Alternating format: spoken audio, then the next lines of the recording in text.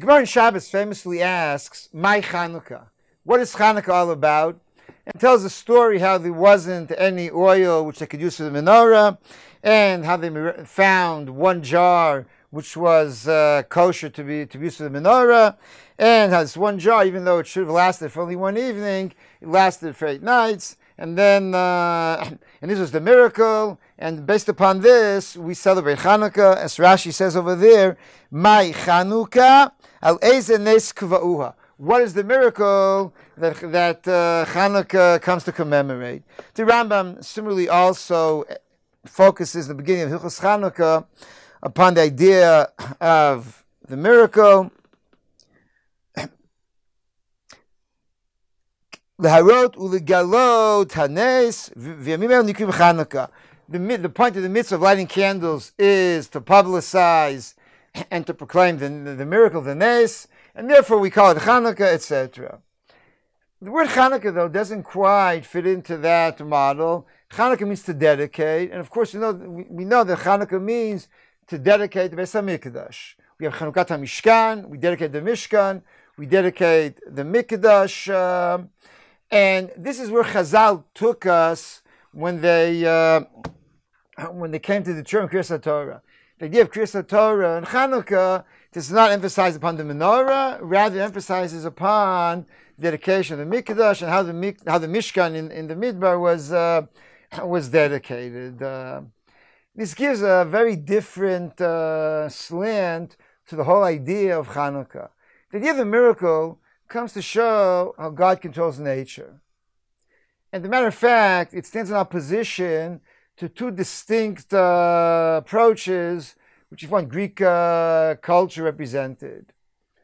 One, of course, is Greek science, Aristotle, and the idea that God doesn't intervene in the world. Nature is absolute. The world was created, and God does not intervene, does not interfere. He doesn't even take any interest in nature, in the world whatsoever, and therefore nature is absolute. On the opposite side of the spectrum, you have the mythology. Greek mythology assumes that there really is no nature, that the gods, lowercase g, are constantly running nature according to their whims and caprice, and there's no organized routine nature. It's all simply the actions, behaviors of the gods and all their jealousies and wars and whatnot. A miracle in Yahadus assumes 2 things. It assumes that nature is the basic, that the basic idea of nature is there. We accept the idea that nature is extremely valuable from a religious point of view. The Rambam emphasized this. It reflects God's wisdom and constancy and so on. Additionally, though, we recognize the ability to intervene. God has not left the earth. He's not abandoned us.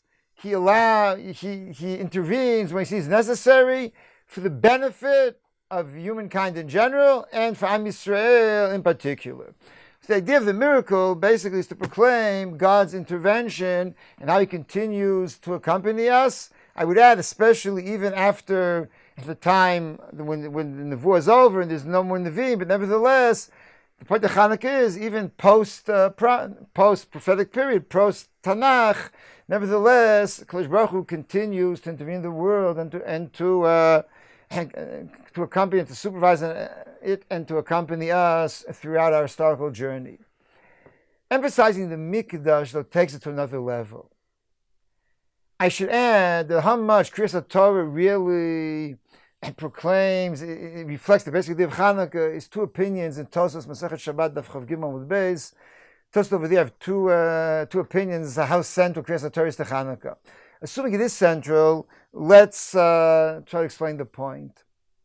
As I mentioned before, Greek culture we confront in Chanukah has 2 very different manifestations. One is mythology. Mythology doesn't really recognize the gods as being unique or transcendental. There's nothing transcendental about them.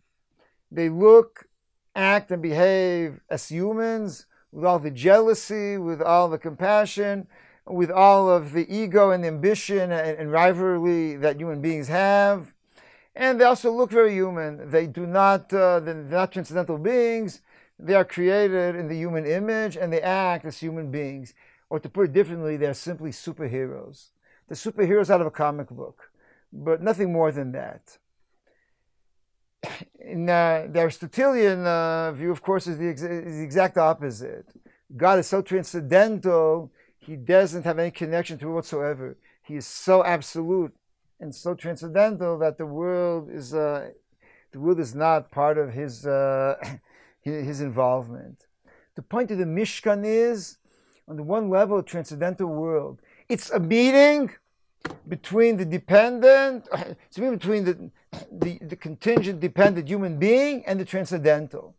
It's a meeting between the numinous God and frail human beings. The Mishkan is the meeting between us and him, capital H, as his transcendental glory is reflected in the Mishkan. To quote the Gemara in Sukkah, "Me'olam lo yard shechina mata miyud." Even when Kadosh Baruch Hu descends down to earth, the transcendental difference of two different spheres remains in effect. The 10 tfachim, which separate different areas in halacha, remain in effect. And Shlomo Melech describes this, of course, when he dedicated the Mikdash. The heavens cannot contain you. How can my house do it? But nevertheless, because Baruch Hu enters into it, it's a point of meeting.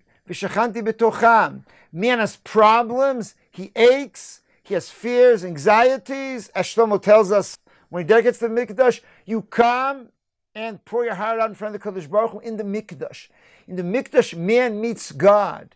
Man enters once a year into the holiest of the holy, but the whole year man presents himself in front of God. The basic is Lifnei Hashem. You are there, it's a meeting, it's a rendezvous between man and the Kadosh Baruch Hu, which of course is neither the mythological superhero nor the transcendental, detached God of the Greeks. Rather, Chanuka tells us man and God can meet. The deeper point, the real significance of Chanuka, is not how God controls nature. It's how God is willing to meet man. When the Chashmonaim rededicated the Mikdash, we came to the Mikdash and reestablished Am Yisrael as being the Mikdash as a place for Kadosh Baruch Hu to meet. Kadosh Baruch Hu then responds with the miracle by coming and saying, I'm joining you in the Mikdash. V'asuli Mikdash v'shachanti betocham. And it's that meeting which is the essence of Chanuka. It's man and God renewing the covenant, man and God meeting in the Mikdash. And this is why the miracle is part of this. At its deepest level, it's really dedicating the Mikdash, which is the point of Chanuka. And that's why every morning we read the story of the dedication of the Mikdash to express the idea of Chanuka, that man and God meet within this world. That is the view of Yiddishkeit from Avram Avinu. And until this very day, we meet the Kadosh Baruch Hu, be it in the Beis HaMikdash, be it in the Mikdash Me'at, in the Shul, in our davening, in our learning, we do Chesed. And this is the idea of reading kriat haTorah every morning. Freilich and Chanuka.